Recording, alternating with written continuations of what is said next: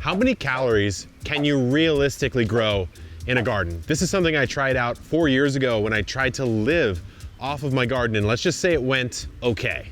I lost about 12 pounds. Most of that was muscle, so I could do it a little better. So that's why in today's video, I'm gonna give you the 7 best crops to grow for calories. So keep in mind, this video is about caloric density of crops or energy density of the crop. It's not about the nutrient density of a crop. Maybe something like watercress would be a good example, extremely nutrient dense per gram of weight. And it's also not about nutrient diversity or how many different nutrients are included in one particular crop. Keep in mind, these numbers will vary based on your unique climate, your unique growing variables, but as a rule of thumb, this is about how much you can get out of each of these crops, starting out with beans. Kidney beans are thought to have originated in Peru about 8,000 years ago, but beans in general, any dried bean is a fantastic source of not only calories, but it's one of the few ways to quickly grow a lot of protein. It's a crop that loves full sun. It maybe wants a little bit of a sandier soil than average, and you want to keep it evenly moist, and you really want to pick it as it goes. If it's a fresh bean, if it's a dry bean, of course, let those guys dry on the plant, take that plant out, and then you can harvest those beans when it is completely bone dry. Let's talk calories and beans. For all the crops in this video, I'm standardizing to a 4x4 square foot raised bed type of setup, so you can get a sense for maybe the average output in a home garden. So with beans and kidney beans, you'll get about 1 to 4 plants per square foot. You'll get roughly 2 pounds of output in that bed, which equates to 3,000 calories, 800 of which are protein. So it's a huge ratio of protein to total calories compared to some of the other crops that you might grow in this video. And I will say, you don't have to grow beans in a raised bed. You can grow them in grow bags, in rows, in the ground, in-ground sort of squared off beds. I've done it all. I've even grown them in a huge vertical green stock planter like you see here. So a lot of flexibility, a lot of calories, and importantly, a lot of protein. Crop number 2 for calories is one that I wish I had more success with. I've done okay. I haven't done epic levels yet, and that would be sweet potatoes. This is a crop that is really originating back in Central and South America, although in Polynesia in 1000 AD, apparently there are remains of sweet potatoes. So they've been around for a very long time. This is a crop that needs a very long time to grow, much longer than the actual humble potato, of which it is not really related to at all, despite sharing the name. It loves hot temperatures. It loves a long growing season. Ideally, you want to give it a nice old big sort of barrel or raised bed structure, because it's going to creep and those tubers are going to form underground, and it wants a healthy amount of water, but man, is it a calorie powerhouse. In a 4 foot by 4 foot bed, you can put about 1 sweet potato slip, which is how they grow. It's the shoot with the roots that then form the tubers, about 1 per square foot. So you can have about 16 in a single raised bed. You're gonna get 26 pounds of sweet potatoes on average out of that, clocking in just under 10,000 at 9,840, which if the average person eats 2,000 calories a day, I eat a little more, it's 5 days worth of food out of one bed.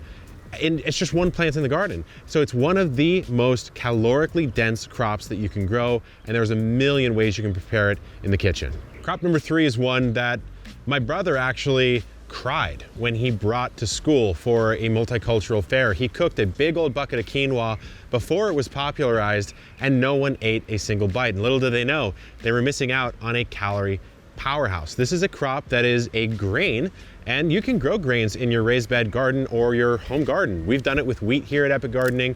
It's a fascinating plant, looks absolutely beautiful, and it really is pretty easy to care for. Thought to have originated around Lake Titicaca in Peru and Bolivia. Quinoa is a nutritional powerhouse. So what you want to do with quinoa is it's really more of a grain. So you're going to want to broadcast that seed out over a bed, and it wants sort of loose, loamy soil, but it really wants minimal water, especially if you're in an area that gets a lot of rain. So it only wants about 10 to 15 inches of water per year. What that means in layman's terms is basically about a quarter of the water that you'd give to your normal plants, because most plants want about an inch a week. This wants about an inch a month, and none if the seed heads are forming, because you'll actually sprout the quinoa in that case. So let's talk calories. In a 4 by 4 square foot bed, you can take 4 quinoa plants per single square foot, which will actually output you up to 8 pounds of quinoa per bed, if grown really well at least, and that equates to 13,550 calories in a single 4 by 4 bed.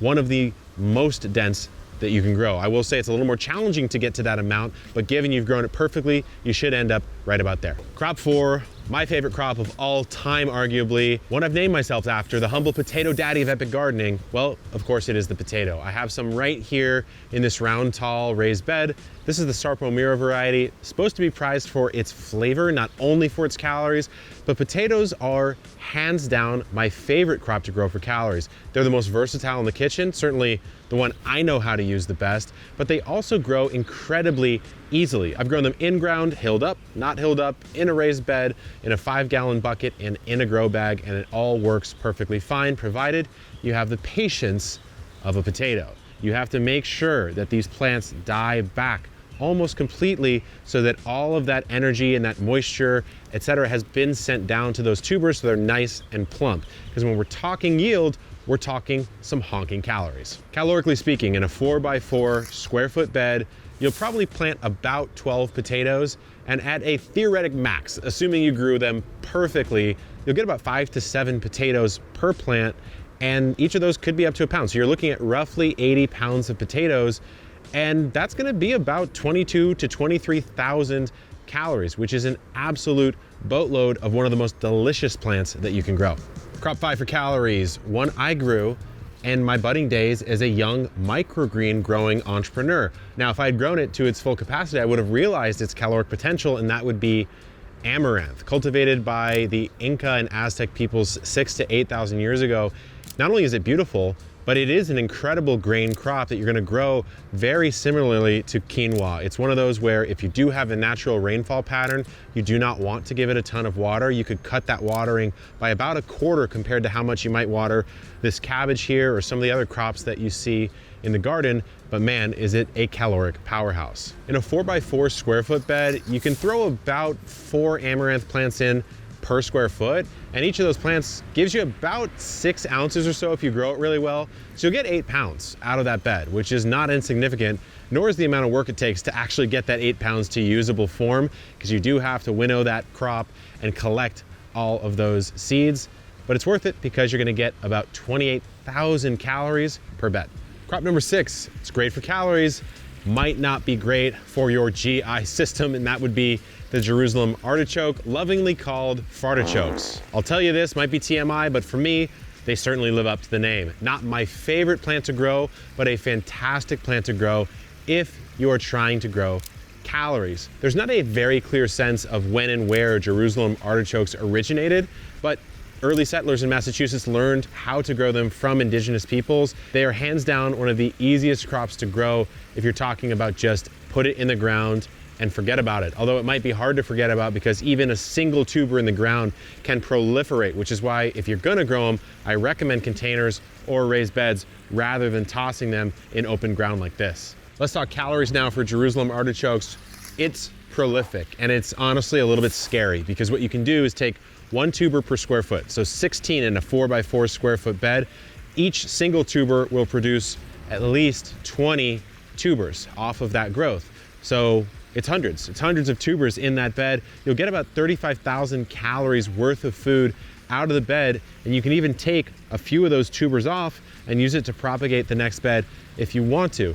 That's the thing with these. They are so prolific, they're almost a little bit of too much of a good thing because, at least for me, I struggle to digest them well, and so you need to figure out if that's a price you're willing to pay to grow those calories. Growing up half Filipino, this next crop was a staple on my dinner plate growing up, and that would of course be rice. In fact, in Japan, I remember staring out of the train and just looking at all these rice paddies and marveling at them and really honestly wishing that I could grow them, thinking that I couldn't because I needed some sort of pond or some sort of rice paddy. And that might be the case with lowland rice varieties, but you can grow upland rice in containers, provided you have nice rich soil, you keep it consistently moist, never let it dry out is what I mean by that, and also give it a healthy amount of sun. In a 4x4 square foot bed, what you can do is plant an absurd 15 rice plants per square foot, each of which will produce about 1/3 of a pound of rice per plant. So you can get about 80 pounds of rice well grown in a raised bed, at least of the upland rice variety.